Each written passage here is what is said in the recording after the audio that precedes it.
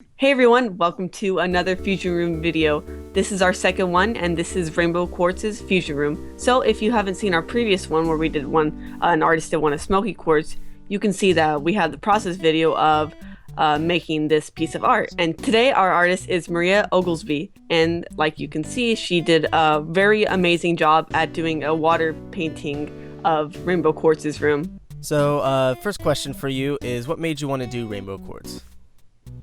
Well, I'm like a huge fan of Rose, and I don't know, I'm always like, I think the way I first found your channel was like looking at all the different Rainbow Quartz or Rose Quartz theory videos.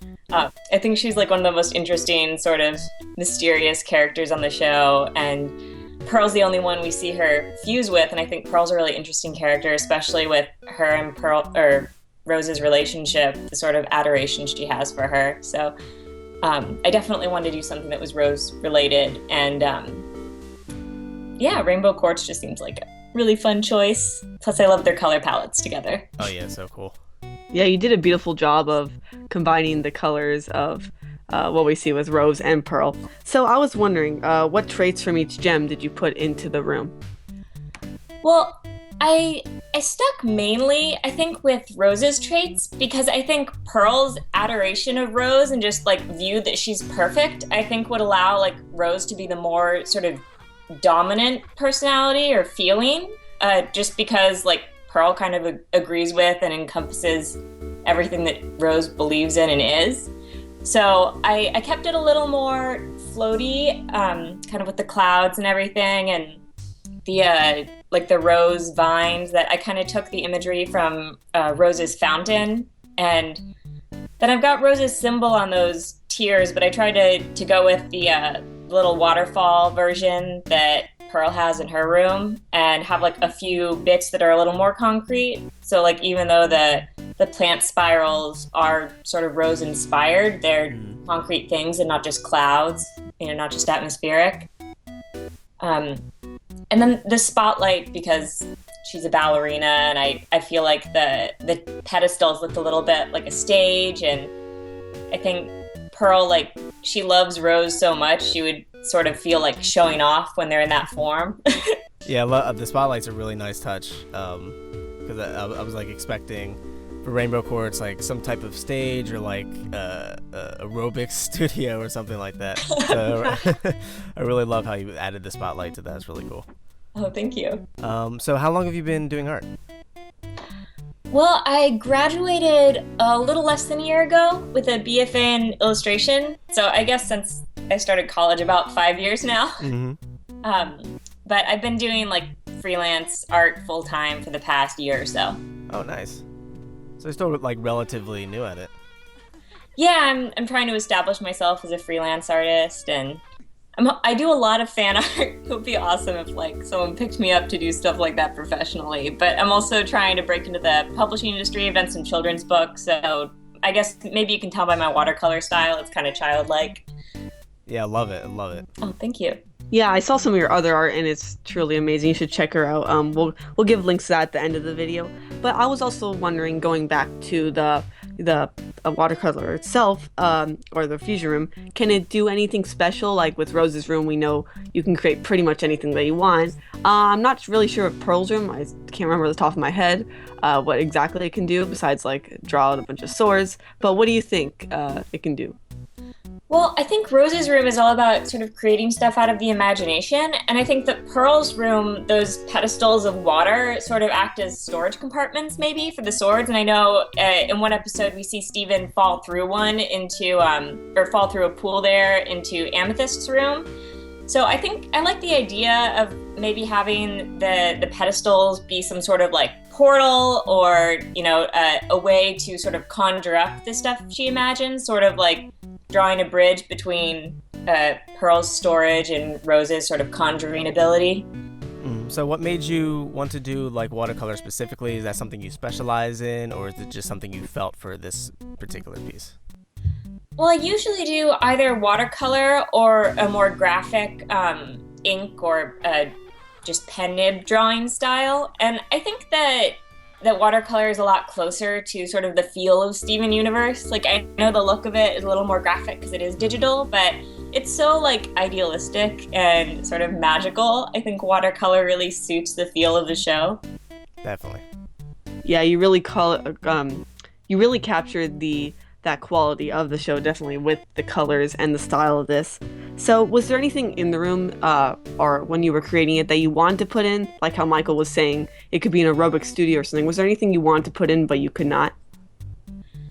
Well, I was hoping maybe to have I was looking at a lot of ballet studios, and I liked that there are sort of mirrors all over the wall, and I liked the idea of having that and having them reflect the clouds some, but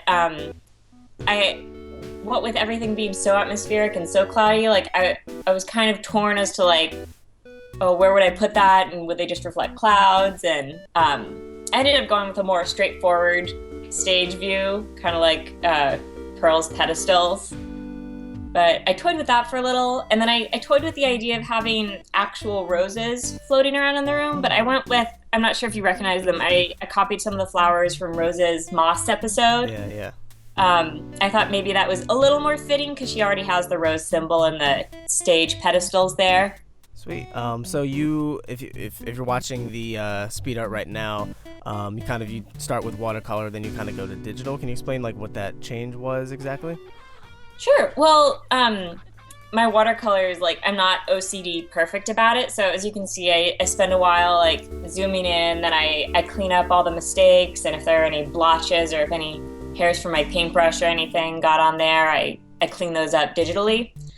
And then I alter the colors a little bit, and then to get the spotlight, I wanted a really crisp outline, which you could do with watercolor, but it would take a lot longer and the edge might not be as perfect. So I created a separate layer with that selection where I wanted the light, and then I adjusted the contrast to make it look more like a spotlight. And then I put a quick, I forget which filter I used, but it sort of lightened everything up and gave it a little bit more of an airy feel. It took the harshness of the pen away a little bit. Cool. I don't know, I think digital stuff is amazing. I think that being a purist, like with traditional media, is fine, but there's so many cool things you can do to enhance traditional media. Definitely. Like, why not use it? Okay, so moving on to, besides art piece, just you personally, what is Rainbow Quartz your favorite fusion, or is there another gem? I mean, you gotta love Garnet. Like, how can you not? Yeah. I think you see her sort of as just a character. I kind of forget she is a fusion sometimes, but her reactions are just like so hilarious. Yeah, she's my favorite. I love that episode where they're like driving in the car and Greg's like, "Oh, how do you like the music?" And she just throws herself out of the car. Yes. Deadpan. So it's unexpected. She's so great. Her reactions are hilarious. So what's your favorite all-time episode, if you could pick one, or maybe pick a few Steven Universe episodes? Oh, gee. I mean, I really do enjoy the Stevani episodes, or just the ones with Steven and Connie. I think they're so cute together. I had not actually seen the one where he and Connie met. Somehow I skipped it, and I'd seen all the other ones, and I realized like a few months ago, like, oh my god, this is like one of the first episodes, and I've never seen it. And I thought that, like, because I just assumed they'd always been friends. Because I didn't pick up the show until it was like 5 or 6 episodes in, so I think I missed that one somehow. And I thought that was so cute how they met and how they became friends. That might be one of my favorites. That's so funny. Just new characters. Like, oh, okay, she's a thing, I guess. Why not? Right, like they're just casually introducing her. That's crazy. So you said, I believe you said you make fan art for other cartoons. Which ones do you do that mainly for? Well, I love Steven Universe, and I do a lot of Pokemon fan art. I'm a huge Pokemon fan too. I think I have Umbreon, Espeon art print in my Etsy store right now, and I'm working on some other evolutions. And then most of the other fan art's in my sketchbook. It's not quite finished, but there will be more to come, I'm sure. Sweet. So, where can people find you, like on the social media and stuff, find your work, and also do you do commissions? I definitely do commissions. I offer portraits, pet portraits, custom fan art, and everything on my Etsy store. And I'm also open to other commissions. I'm working on a a unicorn tattoo design for someone right now, just sort of whatever you can think of, you're welcome to hit me up. You can find me by searching for Maria Oglesby Art on Instagram. I'm on Twitter. My website is mariaoglesbyart.com, and my Etsy shop is also Maria Oglesby Art. If you search for it with no spaces, it'll take you directly to the shop.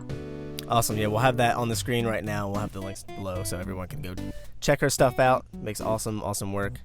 Cool. So that pretty much wraps it up with Maria's piece of fan art. And it was definitely amazing to watch the video of it. And it was definitely amazing to talk to you, Maria. Oh, thanks. Good to talk to you too. And we are going to continue doing many more of these. We're going to do all the fusions and maybe even ones that are not crystal gems eventually, just if they had fusion rooms. I mean, you never know. Although it might not happen, it'd be cool to imagine it. And especially even if they can't get into the room, like with Sugilite, probably won't happen. But it'd be just cool to imagine. So we're definitely going to get on those eventually. So you'll see all those coming up in the upcoming weeks. And also on the Cartoon Universe Discord, we have a art competition going on right now for any of the artists out there that would want to get recognized by the channel. You have a chance to win some pretty cool things. I'll post that on the Discord. But if you're not an artist, it's also a hybrid with a writing contest. And the topic for this competition is hiatus, what gems do in their free time. So yeah, I don't know. It fits in really well with the time period.